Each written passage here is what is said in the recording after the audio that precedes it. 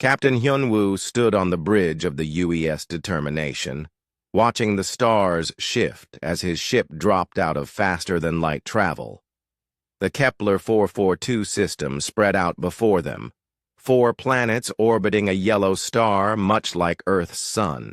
This was supposed to be a simple survey mission, just another routine exploration to map new systems for future human colonies.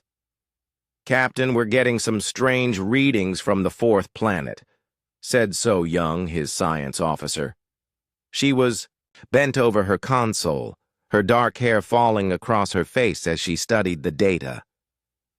"There's something artificial down there." Hyunwoo moved to look at her screen. The planet was rocky and dry, with a thin atmosphere that couldn't support human life without suits.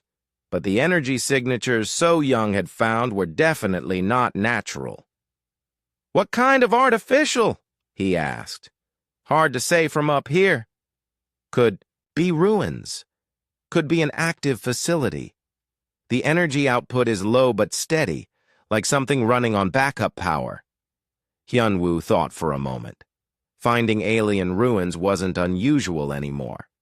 Humans had been exploring space for 50 years now, ever since they made contact with the Velkari Empire. The Velkari had become humanity's greatest allies, sharing technology and trade routes. They had told humans about many dead civilizations scattered across the galaxy. "Jaemin," Hyunwoo called to his Marine commander, "get a team ready for surface exploration. Full environmental suits and weapons." Jaemin nodded and headed for the door. He was a big man with scars on his hands from old battles. "How many should I take, Captain?" "Take 4 Marines, and bring Yoonji from the science department. If this is alien tech, we'll need her expertise." 2 hours later, the shuttle landed, on the planet's surface near the energy source. The facility was larger than expected, built into the side of a mountain. It looked old but well-maintained, with smooth metal walls that gleamed despite years of dust storms. Yoonji ran her scanner over the entrance. "The architecture is familiar but not quite right," she said through her suit radio. "Similar to Velkari, design but older. Much older." They found the entrance easily enough. The doors were sealed, but Jaemin's team had cutting tools. As they worked, So Young monitored from orbit while Kiho, their language expert, prepared translation software. "Got it," said one of the Marines as the door finally opened. Air rushed out, but their sensors showed the atmosphere inside was breathable for most known species. The facility was huge.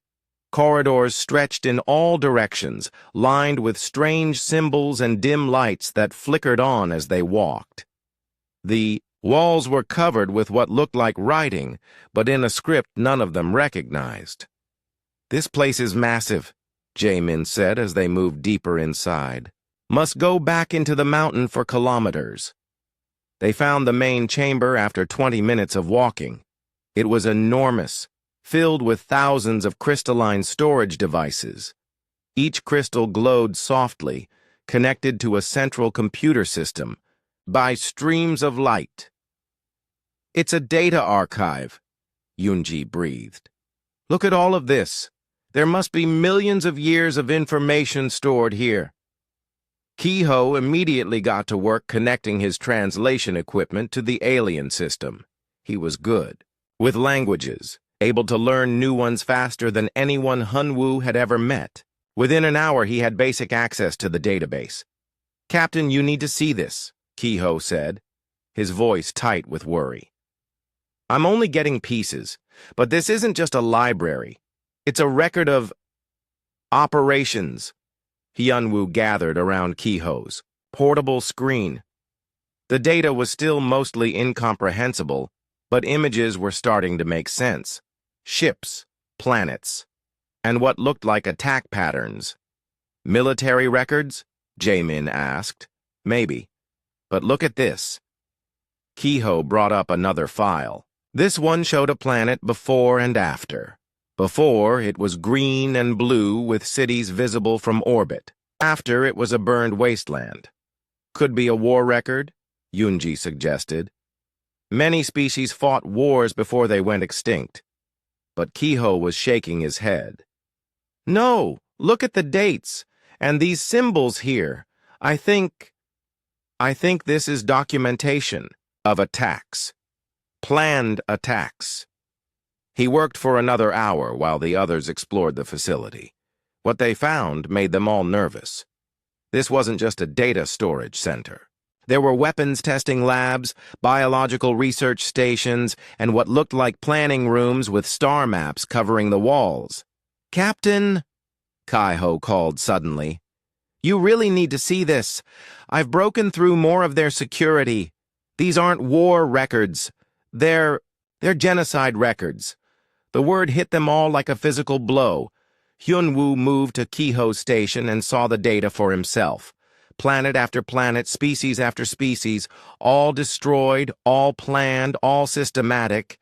"How many?" Hyunwoo asked quietly. "Dozens, maybe hundreds. The records go back thousands of years." Kiho's hands were shaking as he scrolled through the data. "Captain, I'm finding references to species we know. Species the Velkari told us went extinct from natural causes." Yunji moved closer. "What species?" Kiho brought up a new file. The images were clearer now, showing a planet with large cities and space stations. "The Altarians. The Velkari said they died out from a plague 200 years ago." "But?" Jaemin prompted. "But according to this, they were eliminated by something called a cleansing fleet. Targeted destruction of all population centers. Complete species termination." Hyunwoo felt a cold fear growing in his stomach. "Keep looking. See if you can find anything about humans." Kiho worked frantically, searching through files and cross-referencing human colony names. What he found made them all go silent. "New Busan," Kiho whispered. "Terra Nova, Haven Station." Those were human colonies that had been lost over the past 20 years. New Busan to a solar flare, Terra Nova to asteroid impact, Haven Station to equipment failure. Over 2 million humans dead from natural disasters. "What do the records say?" Hyunwoo asked, though he already knew the answer would be terrible. Kiho translated slowly. "New Busan Colony. Population 800,000. Cleansing fleet deployed. Planetary bombardment initiated.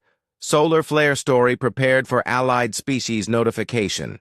0 survivors confirmed." Hyunwoo's brother Junho had lived on New Busan with his wife and 2 children. They had died in the solar flare 5 years ago. Hyunwoo had mourned them, had cursed the bad luck that put them in harm's way when the star erupted. Except the star hadn't erupted. They had been murdered. "Terra Nova," Kiho continued reading. "Population 1.2 million.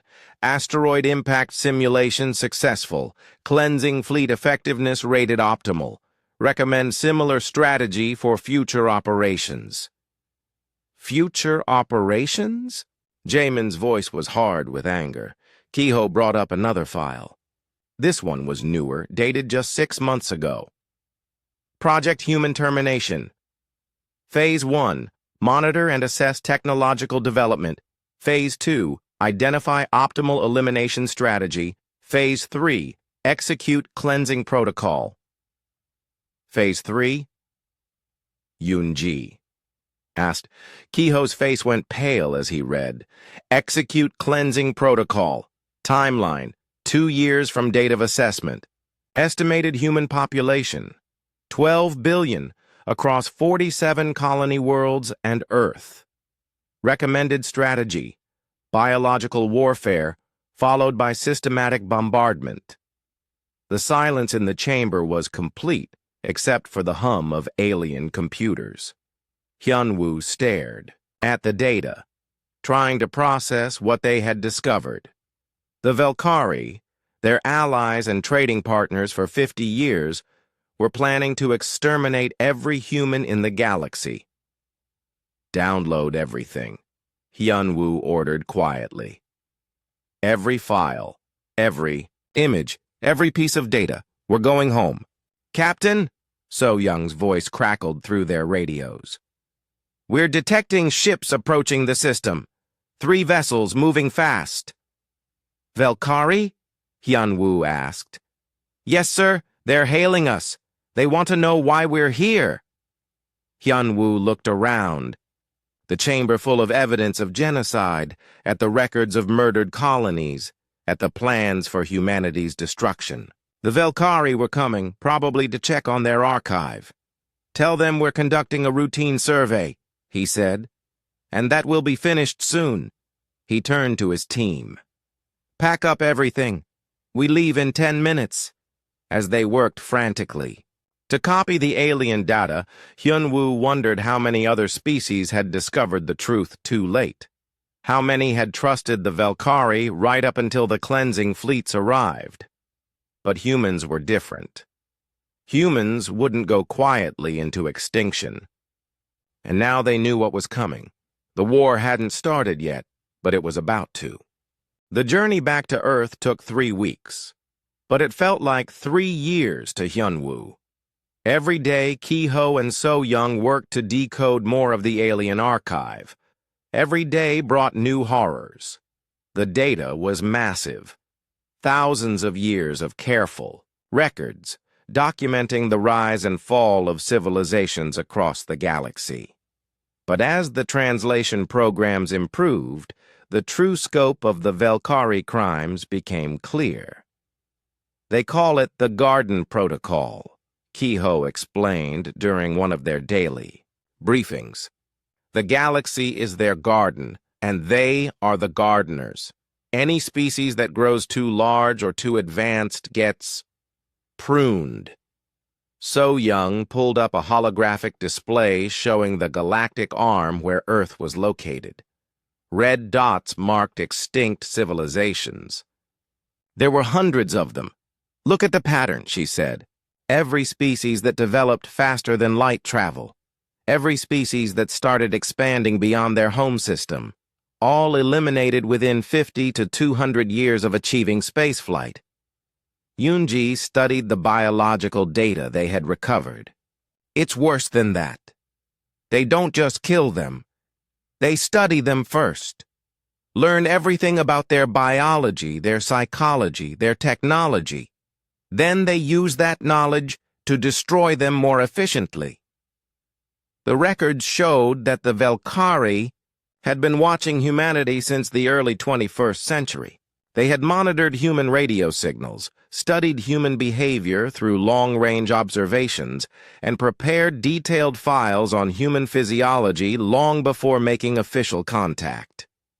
They know everything about us, Yoonji continued. Our genetic weaknesses, our social structures, our military tactics. They've been preparing for 50 years. Jae-min paced the small briefing room like a caged animal. So why haven't they attacked yet? Why waste time with trade agreements and cultural exchanges? Ki-ho brought up another file. Because they learn from each extinction. The species that fought back taught them to be more careful. Now they prefer to weaken their targets first. The file showed humanity's current military strength compared to what it could have been. Human ship designs were based on Velkari recommendations. Human weapons used Velkari-approved technology. Human defensive strategies followed Velkari tactical manuals. They've been sabotaging us from the beginning, So-young realized. Every piece of technology they shared, every bit of advice they gave us, it was all designed to keep us weak. The evidence was overwhelming. Humans had been developing quantum computing in the 2040s, but Velkari advisors had suggested focusing on biocomputers instead. Human engineers had designed ships with thick armor plating, but Velkari experts had recommended lighter, faster vessels. Every time humans innovated, the Velkari steered them away from the most effective solutions. "Look at this," Yunji said, bringing up a biological analysis. "They've been studying human DNA samples for decades, blood samples from medical exchanges, genetic data from scientific cooperation programs. They know our biology better than we do. The files contained detailed analyses of human reproduction, metabolism, immune systems, and neurological functions. But worse, they contained research into biological weapons specifically designed to target human genetics. They've created diseases that only affect humans." Yunji's voice was barely a whisper.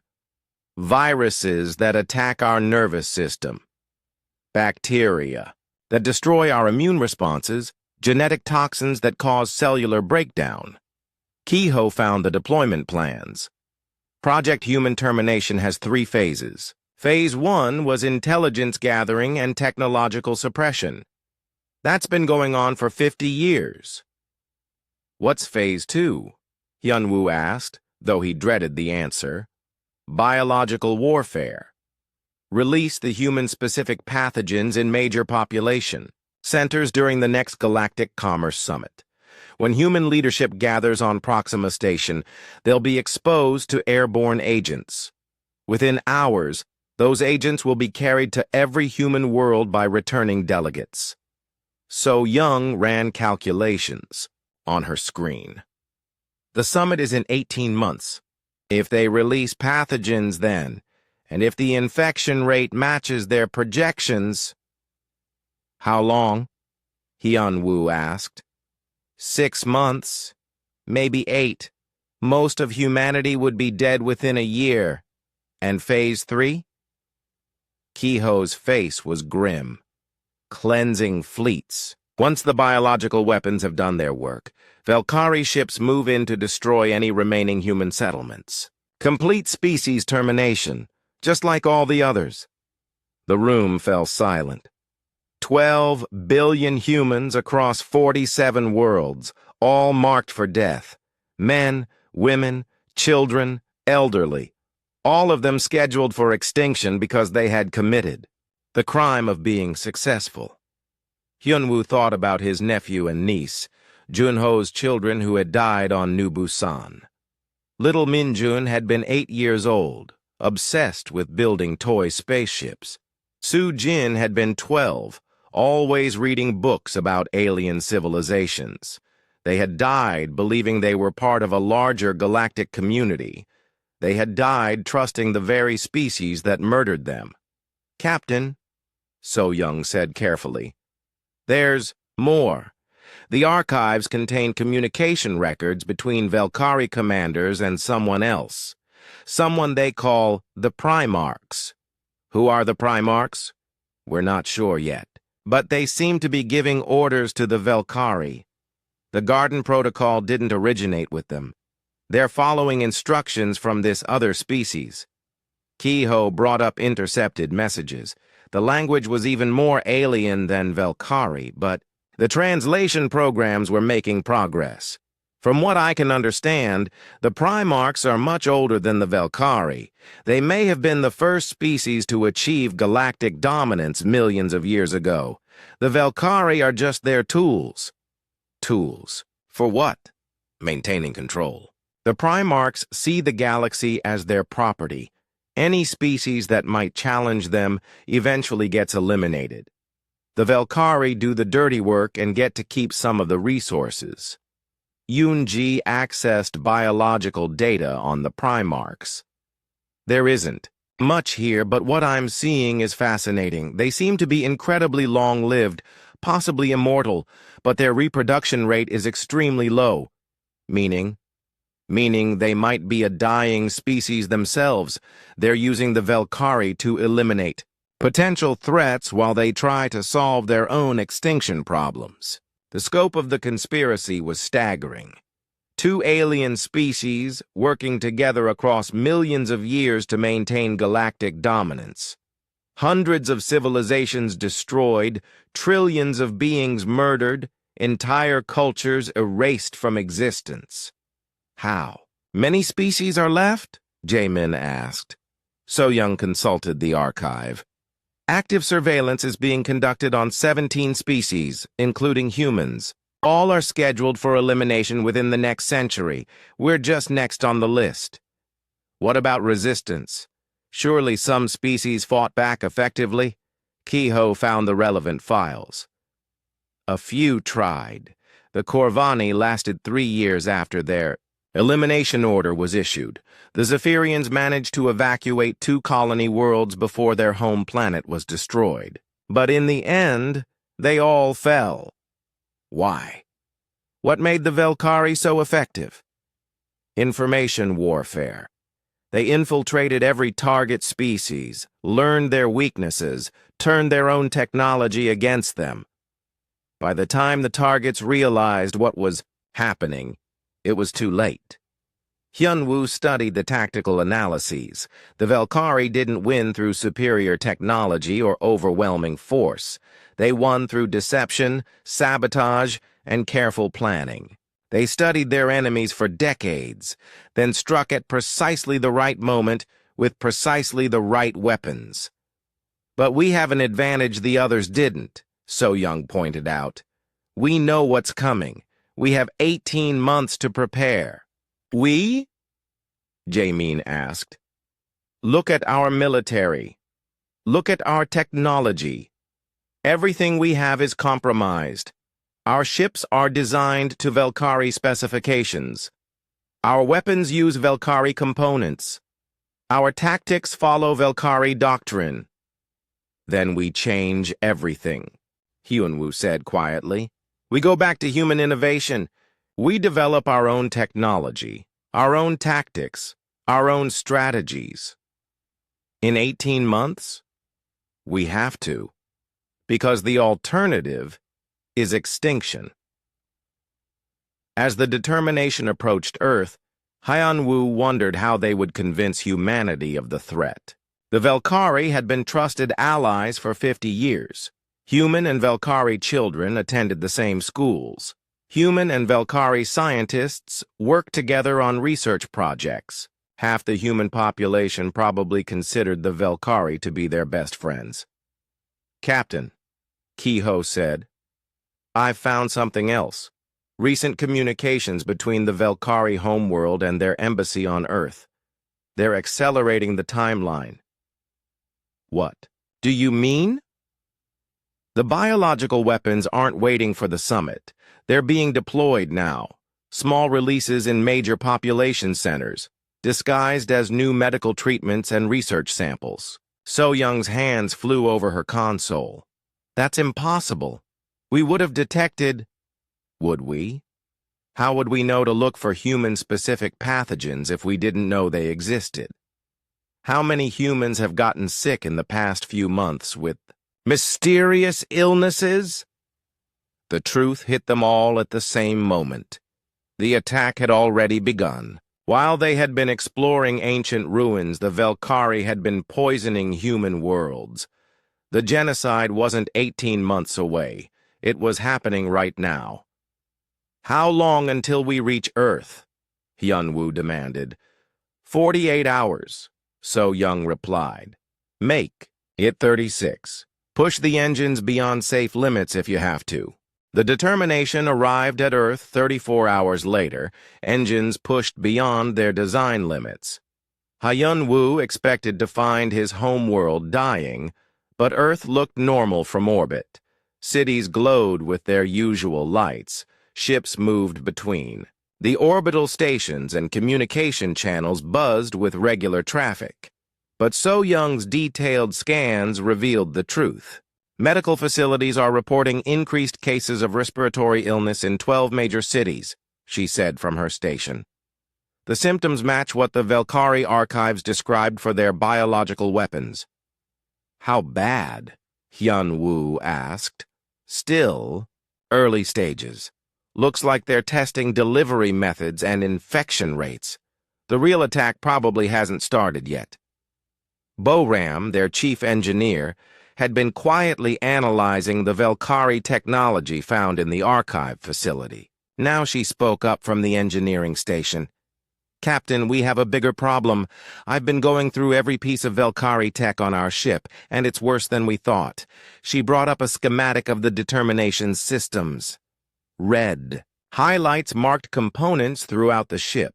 18% of our critical systems use Velkari components. Navigation, life support, weapons, communications.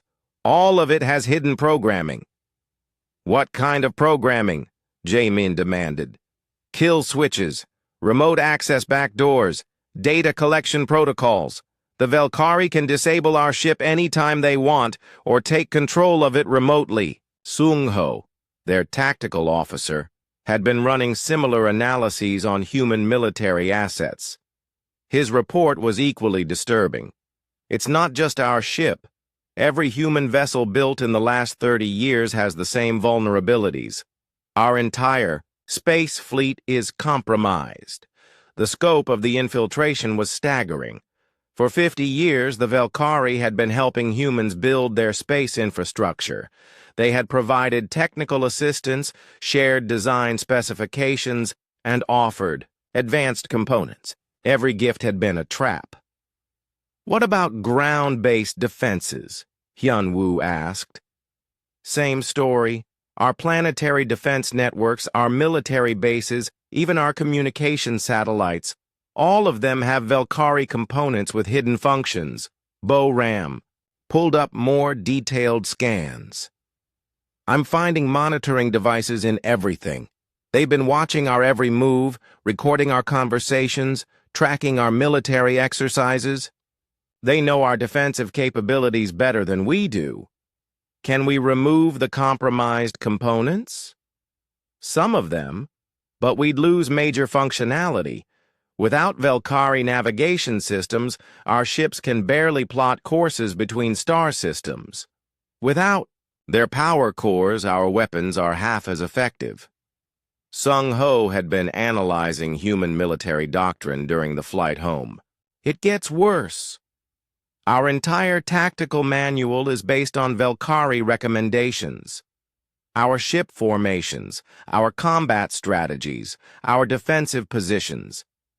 All of it designed to make us easier targets. He brought up comparative analyses between human innovations and Velkari-influenced designs. The pattern was clear. Every time humans developed something effective, Velkari advisors would suggest modifications that reduced its effectiveness. Look at our missile designs, Sung Ho continued.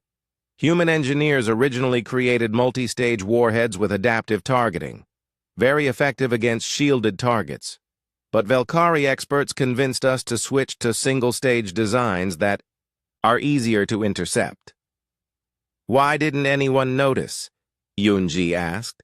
Because the changes made sense individually. Each modification had logical explanations.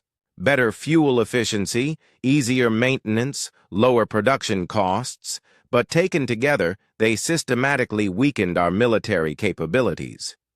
Ki-ho had been monitoring Earth's communication network since their arrival. I'm intercepting messages between the Velkari embassy and their homeworld. They're reporting on human military readiness and civilian population distribution. What are they saying? Target species shows no awareness of impending termination. Military assets remain within acceptable weakness parameters. Biological phase showing promising preliminary results. And this one, request permission to accelerate timeline. Human expansion rate exceeding projections. The last message made Hyun-woo's blood run cold. What expansion rate? So Young checked recent colonization reports. 3 new colony ships launched in the past 6 months. The new Seoul expedition to the Vega system, the Busan City mission to Wolf 359, and the research station at Barnard Star. They're worried about human expansion, Yoonji realized. The Garden Protocol is designed to eliminate species before they become too widespread to destroy easily.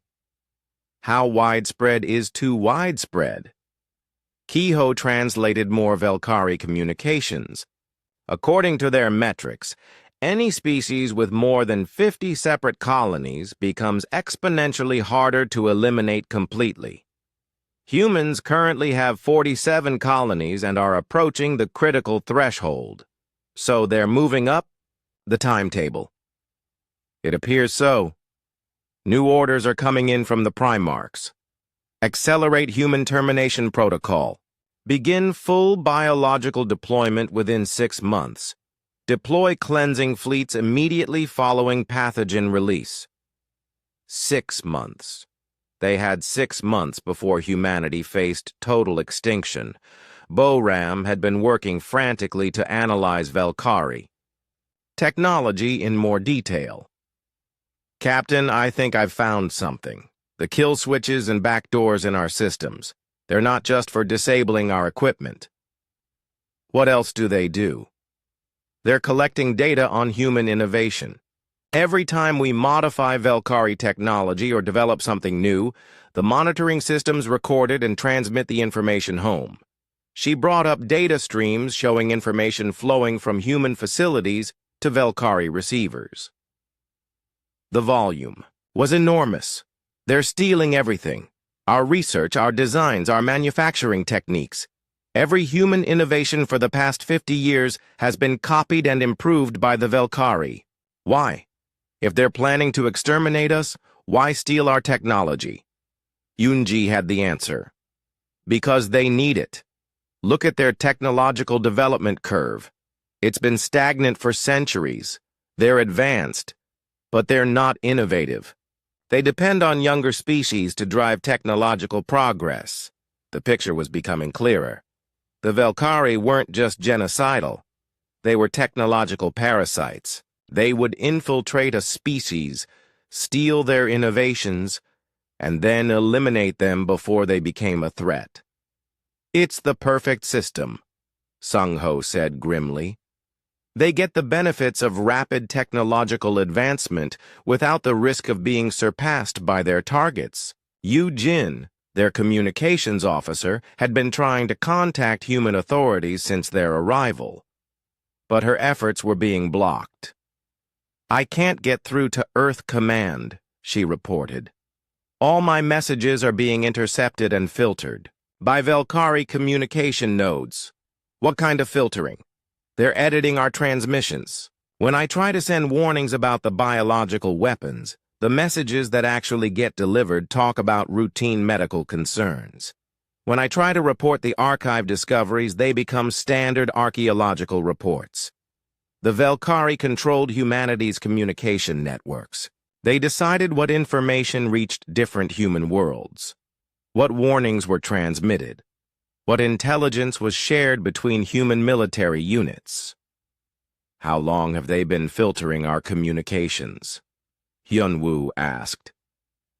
Yujin checked her. Analysis programs. Based on pattern recognition in message archives, probably for years, maybe decades.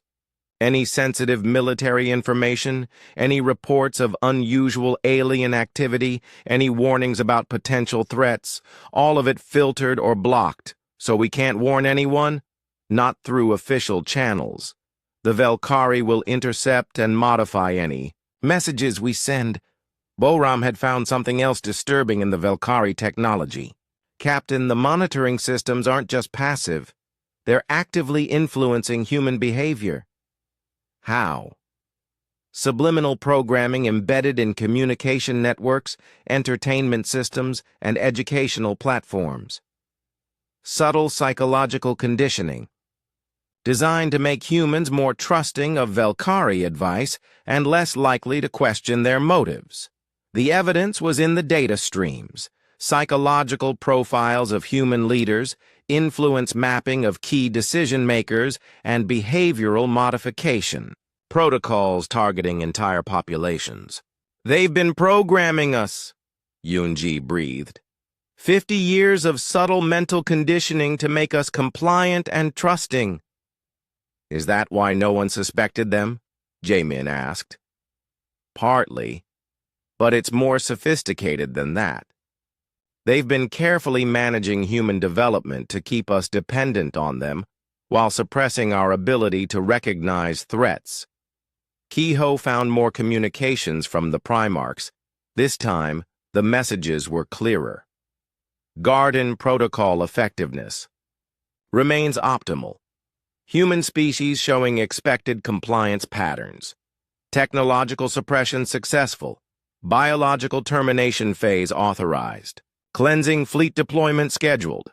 And then, post-termination analysis will focus on human innovation techniques, genetic samples to be preserved for future research applications, recommend acceleration of collection protocols.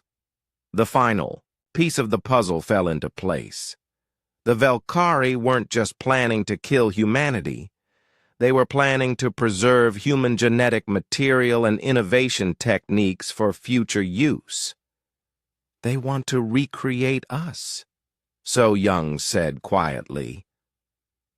After they kill us all, they'll use our DNA and our technological methods to create a controllable human population.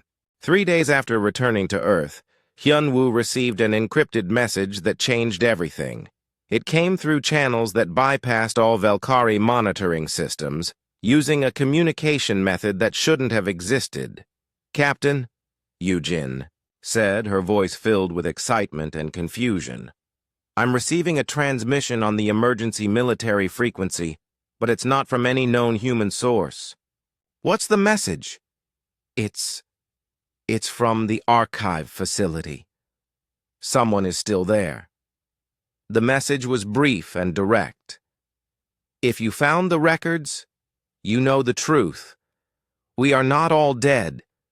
Return to coordinates 847.3 by 221.7 on the 4th planet. Come alone but armed. Trust no one else." Hyunwoo stared at the message. They had left the archive facility 3 weeks ago, and it had seemed completely abandoned except for the computer systems. But someone had been watching them. Someone who knew they had discovered the genocide records. "Could be a trap," Jae-min pointed out. "Could be. But if there really are survivors from the extinct species, we need to know." The return journey to Kepler 442 took another week. This time they approached more carefully, using passive sensors and staying hidden behind the system's asteroid belt. The 4th planet showed no signs of activity, but that didn't mean much if survivors had learned to hide effectively. Hyunwoo took a small team, Jae-min for security, Yoonji for xenobiology expertise, and Kehoe for communication. They landed at the specified coordinates, which were several kilometers from the archive facility, in a rocky valley hidden from orbital observation. At first they found nothing, just rocks and dust and the thin atmosphere of a dying world. But then Kehoe's scanner picked up artificial structures beneath the surface. "There's a whole complex down there," he said. "Much larger than the archive facility, and it's shielded against detection." They found the entrance hidden under a rock slide that looked natural but wasn't. As they approached, the rocks moved aside to reveal a tunnel leading deep underground. "Whoever they are, they know we're here," Jae-min observed, checking his weapons. The tunnel led to an airlock, then to corridors that looked like they had been carved out of solid rock. But these weren't crude caves. The walls were smooth and lined with technology from a dozen different species. Emergency lighting flickered along the ceiling, and the air was breathable. "Hello!" a voice called out in accented but understandable human language. "Please do not be afraid. We are friends." A figure stepped out of the shadows, and Hyunwoo almost reached for his weapon. It was humanoid, but clearly not human. Tall and thin, with pale blue skin and large dark eyes. But it wore a human-style jumpsuit and held its hands up in a gesture of peace. "I am Tal Ron of the Altarian people," the being said. "We have been waiting for someone like you to find the records. The Altarians went extinct 200 years ago, Yunji said. That is what the Velkari wanted the galaxy to believe. In truth, some of us survived. We have been hiding here ever since. Tal Ron led them deeper into the underground complex. What they found was astonishing. A hidden city carved out of the planet's interior, filled with beings from dozens of different species. Humans, Altarians, and others that Hyunwoo didn't recognize. "How many of you are there?" he asked. "In this facility, about 3,000. Across the galaxy, perhaps 50,000 total. We are the survivors of the Garden Protocol." They entered a large chamber that served as the complex's central hub. Beings of different species worked together at various stations, monitoring communications, analyzing data, and maintaining equipment. At the center of it all was a human. "Captain Hyunwoo," the human said, extending his hand. "I'm Minho, formerly, of the New Busan colony. Welcome to the Resistance." Minho looked to be in his 40s with scars on his face and the bearing of a military officer. His uniform was a patchwork of human and alien technologies. "New Busan was destroyed," Hyunwoo said. "Most of it was. I was working in the orbital mining stations when the Velkari attack began. We saw the bombardment ships decloak and start firing on the surface. By the time we could react, the cities were gone." "How did you survive?" "Some of us made it to escape. Pods others hid in deep mining shafts. Out of 800,000 people, maybe 200 survived the initial attack. The Velkari spent weeks hunting down survivors, but they didn't know about the old mine networks." Another human approached them, a woman about Minho's age, with the calloused hands of an engineer. "I'm Haiwan," she said. "I was chief engineer on Terra Nova. I escaped in a cargo hauler when the asteroid attack began." "How did you all end up here?" Minho led them to a wall covered with star charts and data displays. "After the attacks, the survivors from different worlds started finding each other. We discovered that other species had survivors too. The Velkari are thorough, but they're not perfect." Talron pointed to the displays. Each species that faced the Garden Protocol learned something about Velkari methods. When we began sharing information, patterns emerged. "What kind of patterns?" "The archive facilities. There are dozens of them scattered across the galaxy. Each one serves as a monitoring station and data storage center for the local region. When the Velkari plan an extinction event, they store all the details at the nearest archive." Heywan brought up a galactic map. "We've identified 23 archive locations so far. This facility you found is one of the largest, but there are others. Each one contains intelligence about Velkari operations in that sector." "And survivors from different species?" "More than the Velkari realize. The Zephyrians lost their home world, but they evacuated 2 colonies before the cleansing fleets arrived. The Corvani fought a guerrilla war for 3 years and saved millions of their people. Other species went underground, literally and figuratively. Minho activated a communications array. We've been building a network, survivors helping survivors, sharing intelligence, resources, and technology." "Why didn't you contact Earth directly?" "We tried, but the Velkari monitor all standard communication channels. Any message that mentioned their crimes was intercepted and destroyed. We've been waiting for someone to discover the truth independently." The scope of the Resistance network was impressive. Talron showed them communication logs with survivor groups across 12 star systems. Each group had learned to hide from Velkari surveillance, while gathering intelligence on their operations. The Velkari believed they completely eliminated most target species, Talron explained. They don't know that thousands of survivors are watching them, learning their methods and preparing for revenge. "Revenge?" Hyunwoo asked. Justice, Min-ho corrected. The Velkari have murdered trillions of beings across thousands of years. They're planning to kill 12 billion more humans in the next few months. Someone has to stop them.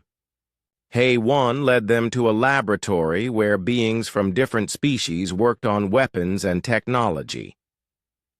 We've been developing countermeasures to Velkari equipment, ways to disable their kill switches, block their monitoring systems, and neutralize their biological weapons. You know about the biological weapons? We've been tracking their development for years. The pathogens they're using on Earth now, they tested them on Altarian refugee camps first. Yoonji examined the laboratory equipment. This is incredibly advanced. How did you develop all this? Cooperation, Talron said simply. Each species brings different knowledge and abilities. Humans are excellent engineers and innovators. Altarians understand energy systems and shielding. The Corvani are master tacticians. Together, we can accomplish what none of us could alone. Kiho was studying their communication systems.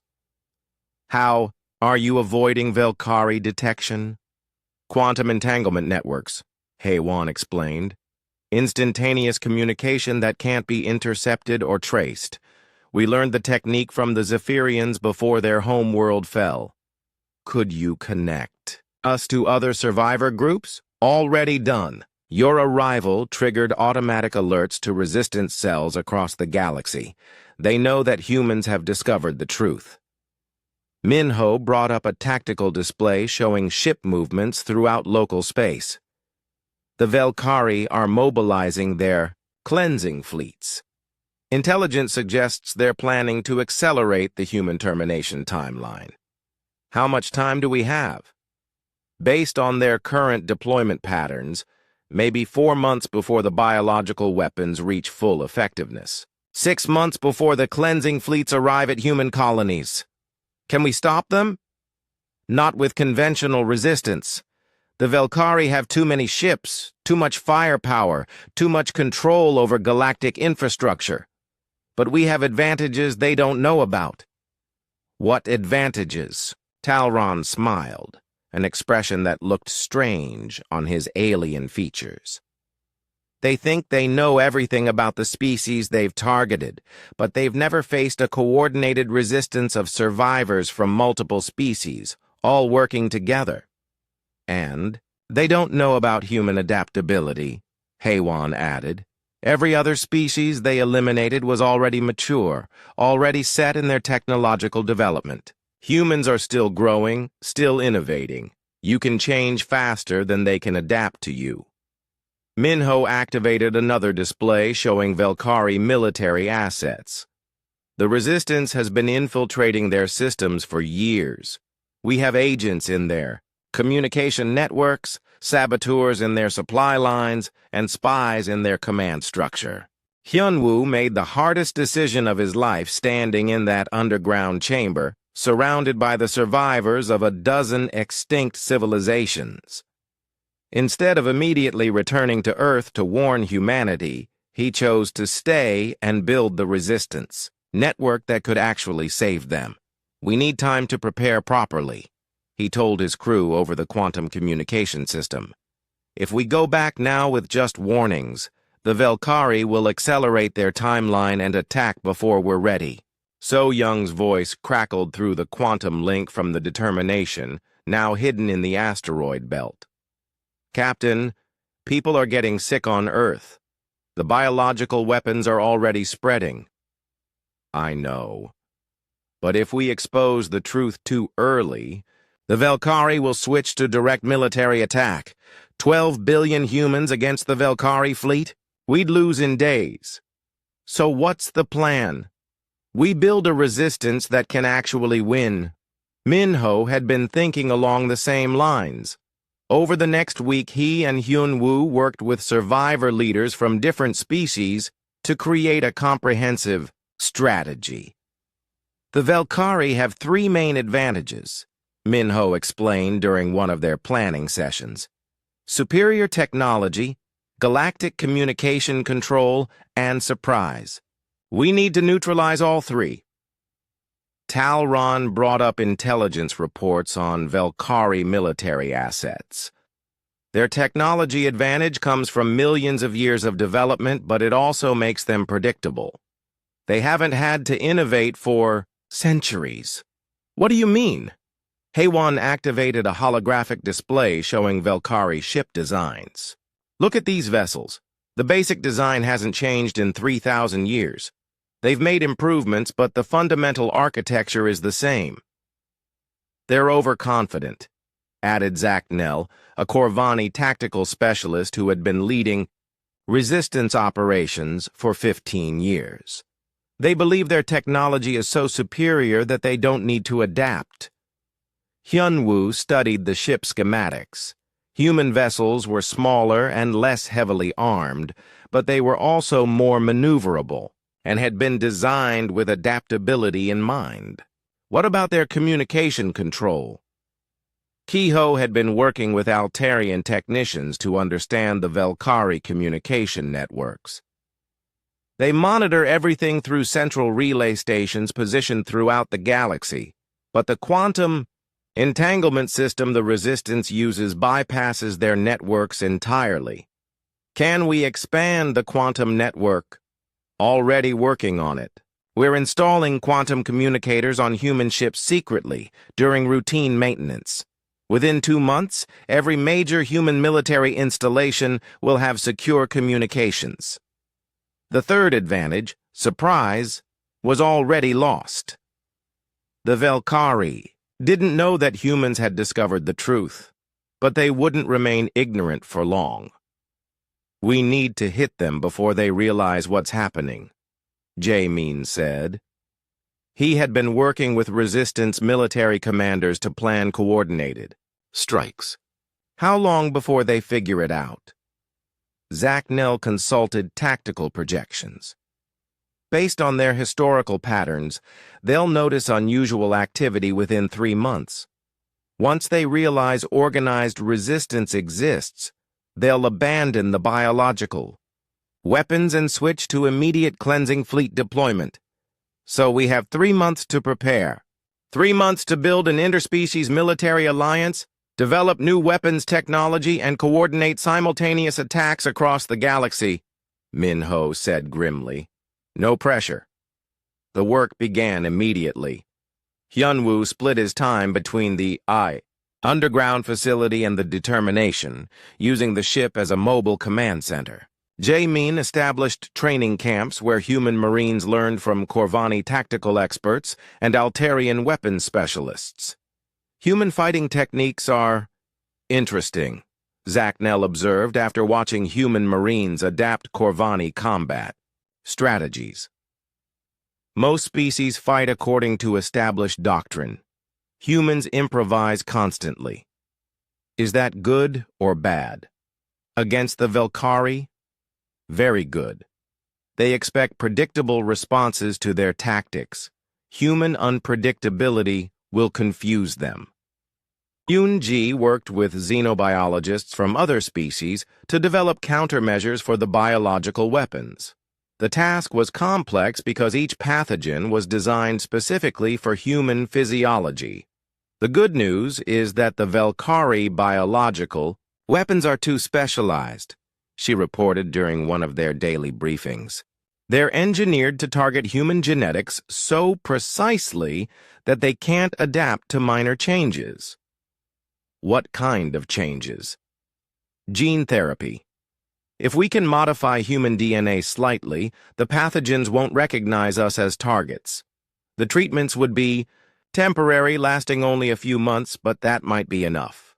Side effects? Unknown. We're testing on volunteers from the New Busan survivors first. The modifications are minor, affecting only surface proteins that the pathogens use for targeting. Boram had perhaps the most critical job. Working with engineers from different species, she was reverse engineering Velkari technology to create purely human alternatives. The Valkyrie power cores are impressive, but they're based on principles we can replicate, she explained while showing Hyunwoo her workshop. Human engineering intuition is actually superior to theirs in some ways. How so? They over-engineer everything. Maximum efficiency, but no adaptability. Human designs prioritize functionality and modification potential. Our ships might be less powerful, but they're easier to upgrade and customize. Can we match their weapons? Not directly. But we can build weapons they don't expect. The Valkyrie design their shields to stop energy weapons and kinetic projectiles. They're not prepared for quantum disruption weapons or gravitational munitions. Do those exist? They do now. The Zephyrians had theoretical frameworks, the Altarians had energy manipulation techniques, and humans have practical engineering skills. Put them together, and you get weapons the Valkyrie have never seen. Sung Ho was working on the tactical coordination aspects of the resistance.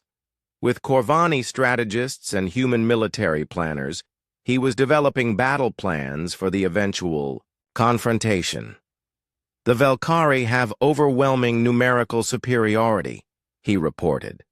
In a direct fleet engagement, they'd destroy us completely, but they're not expecting coordinated resistance from multiple species. What's our strategy? Hit and run. The Resistance has ships hidden throughout the galaxy, small groups that can strike Valkyrie facilities and disappear before reinforcements arrive. We keep hitting them until they spread their forces thin trying to defend everything. And then we hit their command centers, take out the Primarchs and the Valkyrie leadership, and their genocide program collapses. Yu Jin had the challenging task of coordinating communications between dozens of resistant cells while avoiding Valkyrie detection. The quantum entanglement network was growing rapidly, but it required careful management. We're now connected to resistance groups in 18 star systems, she reported. Intelligence sharing is improving dramatically. We know about Valkyrie fleet movements almost as quickly as their own commanders do. How are the human colonies responding? Carefully. We can't tell them everything, but we're spreading warnings about Valkyrie technology and encouraging them to develop alternatives. Earth Command is starting to ask questions about why so many colonies are requesting equipment upgrades. Will they figure it out? Eventually. But by then, we should be ready to act. The hardest part was watching Earth's situation deteriorate while they prepared. Daily reports showed the biological weapons spreading through major population centers. Hospitals were overwhelmed with patients suffering from mysterious respiratory illnesses. The Valkyrie were publicly offering assistance, providing medical supplies that actually contained more pathogens. We could stop this now, So Young argued during one of their quantum conferences. If we exposed the Valkyrie publicly, human governments would take defensive measures. And then, Minho responded, the Valkyrie would abandon the biological weapons and send cleansing fleets immediately. How long do you think Earth's defenses would last against a full Valkyrie assault? People are dying while we wait. Millions are dying. But if we act too soon, billions will die instead. The moral weight of their decision pressed on everyone involved. They were allowing the genocide to continue in order to build the capability to stop it permanently. Every day they delayed meant more human deaths, but premature action would mean total extinction. The Corvani faced the same choice, Zachnel told Hyunwoo during one of their strategy sessions. We could have exposed the Valkyrie immediately when we discovered their plans. Instead, we tried to build our defenses first. What happened? We ran out of time. The Valkyrie detected our preparations and attacked before we were ready. Most of our species died, but the survivors learned from our mistakes. What should we have done differently? Accepted help sooner. The Altarians offered to share technology with us, but we were too proud to admit we needed assistance. By the time we started working together, it was too late for our homeworld. The Resistance was making that cooperation the foundation of their strategy. Human engineering combined with Altarian energy systems and Corvani tactics was producing innovations none of the species could have achieved alone. "Look at this," Bo-Ram said, showing Hyun-Woo a new weapon design. Quantum disruption torpedo with adaptive targeting systems. The first strike came at dawn on Proxima Station, a Velkari monitoring outpost that had been tracking human communications for 30 years. Hyun-Woo watched from the bridge of the Determination as Resistance ships dropped out of faster-than-light travel and began their coordinated attack. "All teams, this is Alpha Leader," he spoke into the quantum communicator. "Operation Garden Pruning is now active. Remember, we hit hard and fast, then disappear before they can respond." The Velkari never saw it coming. Their monitors showed empty space 1 second, then 12 ships from 4 different species appeared around their station. The new quantum disruption weapons tore through Velkari shields like they weren't even there. "Target the communication." "Arrays first," ordered Min-Ho from his command ship, the new Busan's Revenge. "We need to stop them from warning other facilities." The attack lasted exactly 18 minutes. When it was over, the monitoring station was debris and every piece of intelligence it contained was downloaded to Resistance databases. Most importantly, the Velkari communication network had lost a major relay node. "Withdrawal successful," reported Jamin from his strike team. "No casualties on our side. The Velkari response fleet won't arrive for another 4 hours. Across the galaxy, similar attacks were happening simultaneously. 12 Velkari facilities hit at exactly the same time, each one targeted by mixed-species teams using the new weapons Bo-Ram and her engineers had developed. "Intelligence relay from the Vega system," Eugene announced. "Talron's team successfully captured the biological weapons research station. They're transmitting data on pathogen production methods." "Any resistance?" "Minimal. The Velkari weren't expecting coordinated attacks from multiple species. Their defensive protocols are designed for single-species threats." Yoonji had been monitoring the biological weapons facilities from her laboratory aboard the Determination. "Hyun-Woo, you need to see this. The data from the research station, it's worse than we thought." She brought up files showing pathogen development across dozens of species. The biological weapons program was massive, with specialized diseases designed for every known form of intelligent life. "They have pathogens for species that went extinct thousands of years ago," she said, "and new ones for species they're monitoring now. The human-specific weapons are just part of a much larger program." "How many target species?" 17 active targets. The Velkari are planning to eliminate every remaining intelligent species in this galactic arm within the next century. The scope of the genocide program was staggering. Trillions of beings marked for death, entire civilizations scheduled for extinction. The Garden Protocol wasn't just about maintaining control. It was about creating a galaxy with only 2 species. The Primarchs and their Velkari servants. "Upload everything to the Resistance network," Hyun-Woo ordered. "Every species being targeted needs to know what's coming." The second wave of attacks came 6 hours later. This time, the targets were Velkari military supply depots and ship construction facilities. Sung-Ho led the tactical coordination from a hidden base in the Centauri system. "Strike Team 7, you're cleared for approach to target Delta. Remember, we want those ship construction files before we destroy the facility." The Resistance had learned from decades of studying Velkari methods. Every attack served multiple purposes: intelligence gathering, resource denial, and psychological warfare.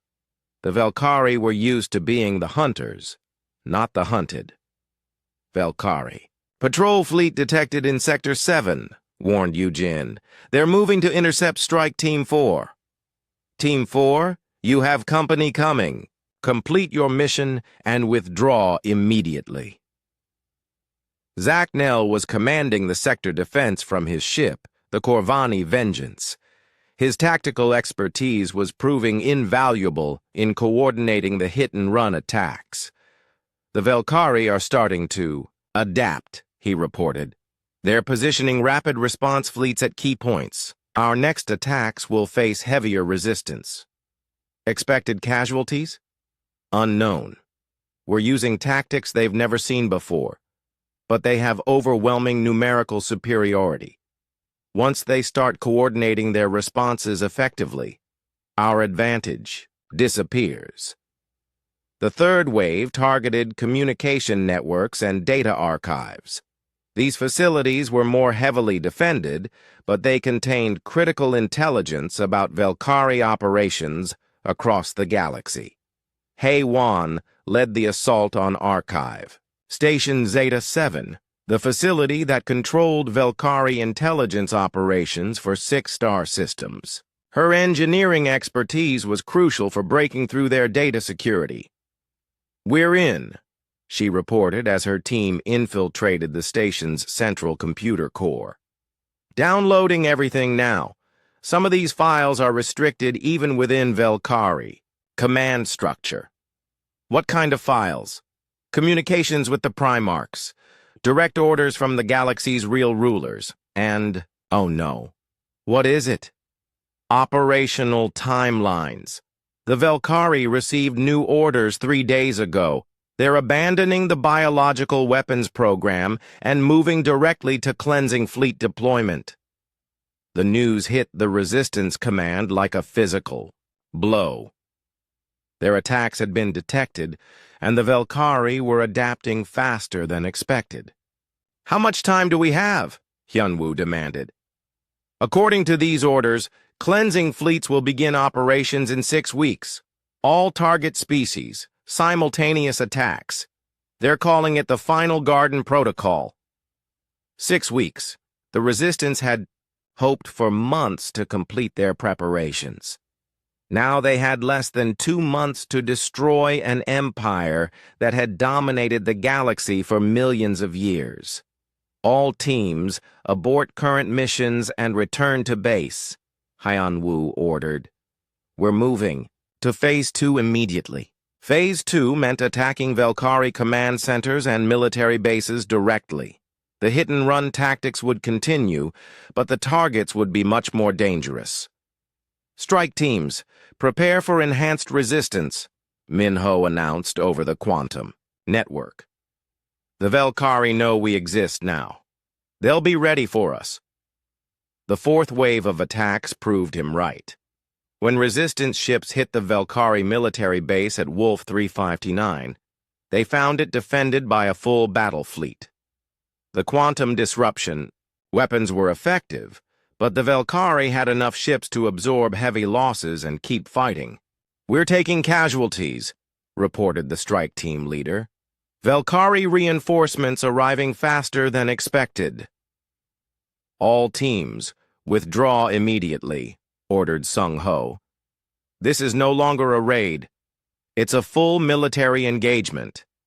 The Resistance lost 3 ships in the Wolf 359 battle, but they also captured crucial intelligence about Velkari fleet dispositions and defense strategies. More importantly, they proved that the new weapons could destroy Velkari vessels in direct combat.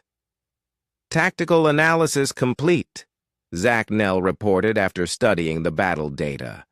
Velkari ships are vulnerable to quantum disruption weapons, but they compensate with numbers and coordination. In prolonged engagements, they'll wear us down through attrition. So we avoid prolonged engagements. Agreed. But we also need to consider that our attacks are forcing them to concentrate their forces. That makes our raids more dangerous, but it also creates opportunities. What kind of opportunities? If we can draw their fleets away from key targets, smaller teams can hit the facilities we really need to destroy. The fifth wave focused on those key targets: Primarch communication relays and high-level command centers. These facilities were the nerve centers of the genocide program, heavily defended but absolutely critical. Yunji led a specialized team to infiltrate a Primarch biological research station. The mission was incredibly dangerous, but the intelligence they could gather was worth the risk. "We're inside the facility," she reported through quantum encryption. "This place is incredible. They have genetic samples from hundreds of extinct species, and they're working on something called the Genesis Protocol." "What's that?" "From what I can see, it's a plan to recreate extinct species as servants. They want to bring back selected populations under Primarch control." "Like what they planned. For humans?" "Exactly. But on a galactic scale. They're planning to repopulate entire worlds with genetically modified versions of extinct species." The Genesis Protocol files were downloaded and transmitted to resistance bases across the galaxy. The implications were terrifying. The Primarchs weren't just eliminating species, they were planning to replace them with controllable alternatives. "All teams, priority target update," Hyunwoo announced. "Genesis Protocol research facilities are now primary objectives. We need to destroy their genetic samples and research data." The sixth wave targeted these Genesis facilities simultaneously. The Resistance threw everything they had at the biological research stations, knowing that destroying the genetic archives would cripple the Primarch's long-term plans. "Facility Delta destroyed," reported Strike Team 9. "Facility Gamma secured," called Strike Team 3. "Downloading genetic archives now." "Facility Alpha heavily defended," warned Strike Team 1. "Requesting support." The battles were fierce, but the Resistance succeeded in destroying or capturing most of the Genesis Protocol research. Thousands of years of genetic samples went up in flames, along with the Primarch's dreams of galactic repopulation. But the cost was rising. Every wave of attacks met stronger resistance, and Valkyrie fleets were beginning to coordinate their responses more effectively. The breakthrough came from an unexpected source. Kehoe had been working for weeks to decode the highest-level Primarch communications when he discovered something that changed everything they thought they knew about the galactic hierarchy. "Hyunwoo, you need to see this immediately." Kehoe's voice was tight with excitement and fear. "I've cracked the Primarch command protocols, and we've been wrong about everything." The Resistance leadership gathered in the secure conference room aboard.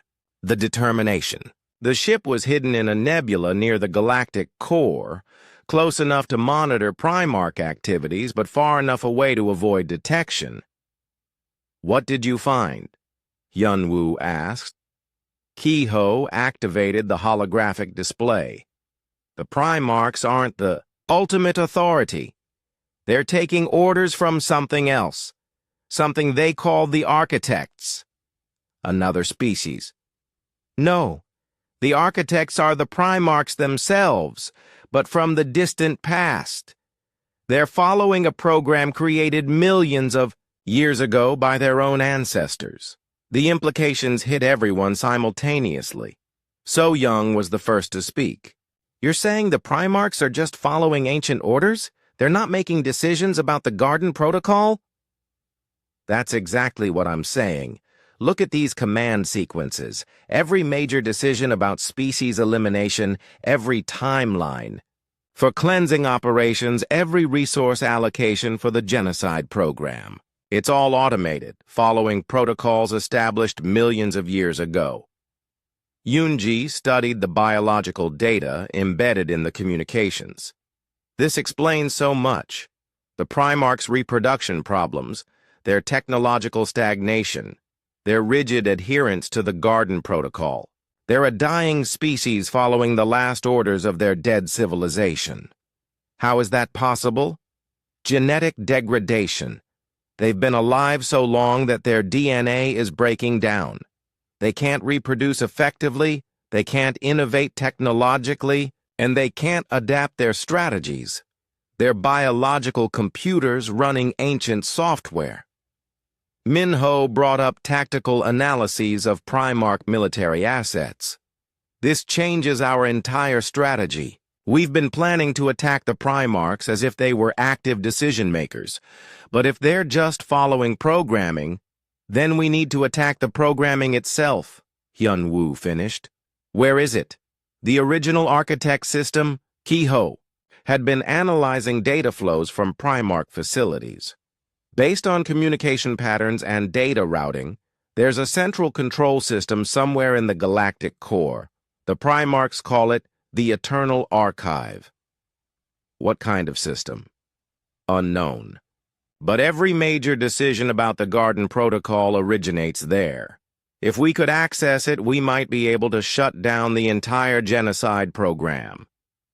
Jae-min had been studying Velkari fleet movements during their planning sessions. There's something else. The Velkari don't know about the architects or the programming. They think the Primarchs are making conscious decisions. How do you know? Their communication patterns. When Velkari commanders request strategic guidance, they're talking to the Primarchs as if they're intelligent leaders. But the responses are clearly automated, following preset decision trees. The revelation opened up new possibilities. If the Velkari didn't understand that their masters were essentially biological robots, they might be susceptible to different kinds of manipulation. We need Velkari prisoners, Sung-ho decided. High-ranking officers who can tell us. The final battle began not with weapons, but with truth. As the Resistance fleet assembled in the outer reaches of the galactic core, Hyun-woo made a decision that would change the galaxy forever. Instead of launching a surprise attack, he broadcast the complete archive of Velkari genocide records across every communication channel in known space. Citizens of all species, his message began, transmitted simultaneously in hundreds of languages. For millions of years, you have been told that civilizations rise and fall naturally, that species go extinct through their own failures. This is a lie. The evidence poured across space in massive data streams. Video records of cleansing fleets destroying peaceful colonies. Biological weapons research targeting specific species genetics. Communications between Primarchs and Velkari commanders discussing the elimination of entire civilizations. On Earth, the revelation triggered immediate panic and then explosive anger. The Velkari embassy was surrounded within hours by crowds, demanding answers. Human military units began surrounding Velkari facilities across all 47 colony worlds. The Velkari Empire has systematically murdered trillions of beings, Hyun-woo continued. They are planning to exterminate humanity within weeks, along with 16 other species currently under surveillance. But they have made one critical mistake. They have underestimated the power of truth. Admiral Park Soo-jin, commander of Earth's defense forces, was among the first to respond. All human vessels, this is Earth Command. Implement Defense Protocol Omega immediately. All Velkari ships and installations are now considered hostile. Similar responses erupted across the galaxy as other species received the genocide evidence. The Zephyrian survivors emerged from hiding to reclaim their remaining colonies. Altarian resistance cells activated across 12 star systems. Even some Velkari units began refusing orders as the truth about the Garden Protocol spread through their ranks. The Primarchs responded exactly as their ancient programming dictated. Cleansing fleets that had been preparing for coordinated attacks were instead deployed immediately to suppress the spreading rebellion. All resistance units, this is what we've been waiting for, Minho announced from his command ship. The Velkari are committing their forces piecemeal instead of coordinated strikes. We can beat them if we hit them while they're scattered. The Battle of Proxima was the first major engagement. 3 Velkari cleansing ships arrived to destroy the human research station, but they found it defended by a mixed fleet of human, Altarian, and Corvani vessels equipped with quantum disruption weapons. Target their command ship first, ordered Commander Park Jin-woo, leading the human contingent. Cut off their coordination and the rest will be easier to handle. The new weapons proved devastatingly effective. Velkari shields, designed to stop energy beams and kinetic projectiles, offered no protection against weapons that disrupted matter at the quantum level. The cleansing ships were destroyed in minutes with minimal resistance casualties. But the real shock came when 2 Velkari ships switched sides during the battle. "This is Captain Morval of the VNS Swift Justice," came the transmission. "We are no longer following Primarch orders. Requesting permission to join the Resistance fleet." "Permission granted," Park Jin-woo replied after a moment of stunned silence. "Welcome to the fight for galactic freedom." The defections spread rapidly as more Velkari units learned the truth about their masters. The younger officers, already troubled by the civilian casualties, found it easier to question orders once they understood the scope of the genocide program. "The Primarchs aren't gods," Captain Morval explained during a joint strategy session. "They're the ghosts of a dead civilization, and we've been following their ancient hatred for millions of years." Meanwhile, the Resistance's main fleet was fighting its way toward the Galactic Core and the Eternal Archive.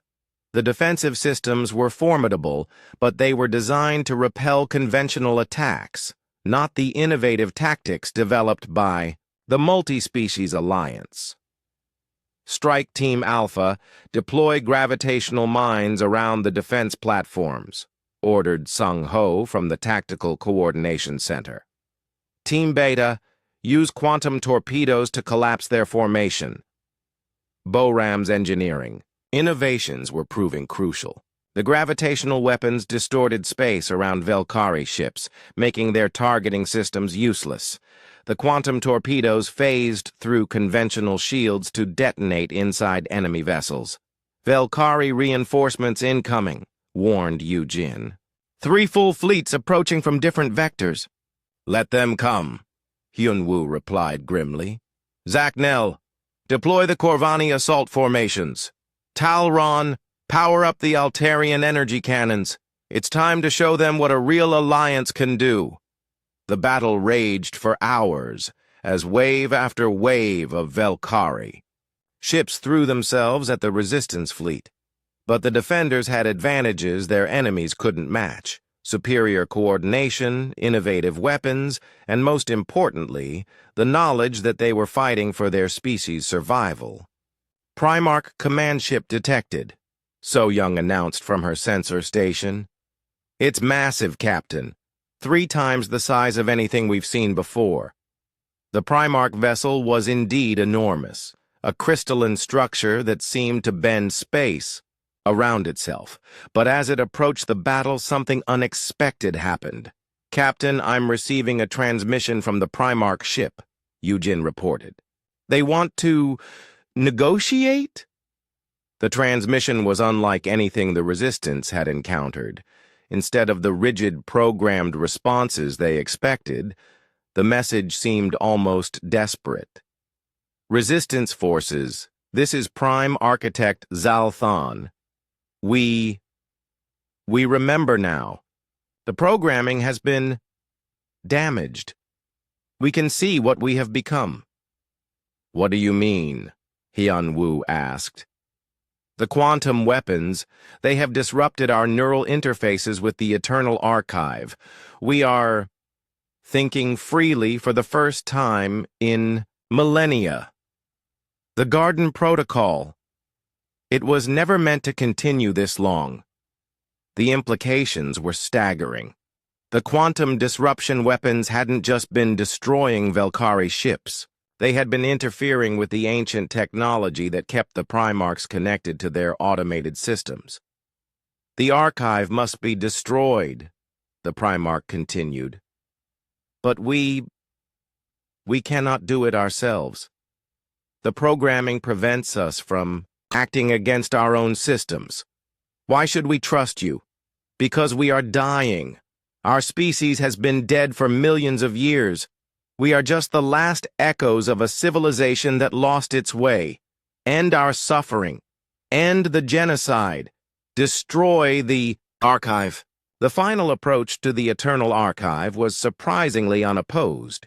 The Primarch ship had provided access codes and defensive information, allowing the Resistance fleet to reach the facility without further losses.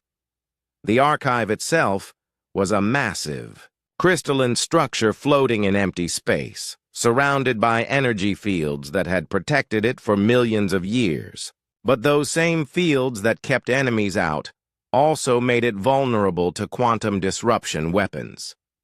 "This is it," Yunji said as she prepared the quantum virus that would shut down the Garden Protocol. "One upload to the archive's core systems, and the genocide program ends forever. What about the Primarchs? They'll die when we destroy the archive. But according to their own words, they're already dead. We're just letting them rest." The final assault was led by Hyunwoo himself, piloting a modified shuttle directly toward the archive's core. Behind him came the entire Resistance fleet, ready to provide covering fire against any last-minute defenses. "Approaching the archive surface," he reported. "Quantum fields are interfering with ship systems, but we're still functional." "Hurry, Captain," Minho urged. "Long-range sensors are showing more Velkari fleets approaching. We can't hold them off indefinitely." Hyun-woo landed the shuttle on the archive's surface and began the dangerous process of connecting to its systems. The crystalline structure was alive with energy, ancient technology that had been operating automatically for millions of years. "Connection established," he announced. "Uploading the virus now." The effect was immediate and dramatic. The archive's energy fields began fluctuating as the quantum virus spread through its systems. Ancient programs that had operated for millions of years began shutting down one by one. "Garden Protocol offline," Yunji reported from her monitoring station. "Cleansing fleet orders canceled. Biological weapons programs terminated." Across the galaxy, Velkari ships suddenly stopped receiving automated orders from the Primarchs. For the first time in millions of years, they had to make their own decisions about war and peace. "This is Fleet Commander Veltar to all Velkari. Vessels," came the broadcast that changed everything. "The Garden Protocol is ended. The age of genocide is over.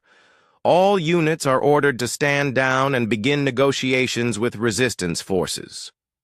The compliance was not universal. Some Velkari commanders, particularly the older ones, tried to continue the cleansing operations without Primarch guidance, but they found themselves outnumbered by their own subordinates, who had grown sick of endless killing. Captain So-young called from the determination.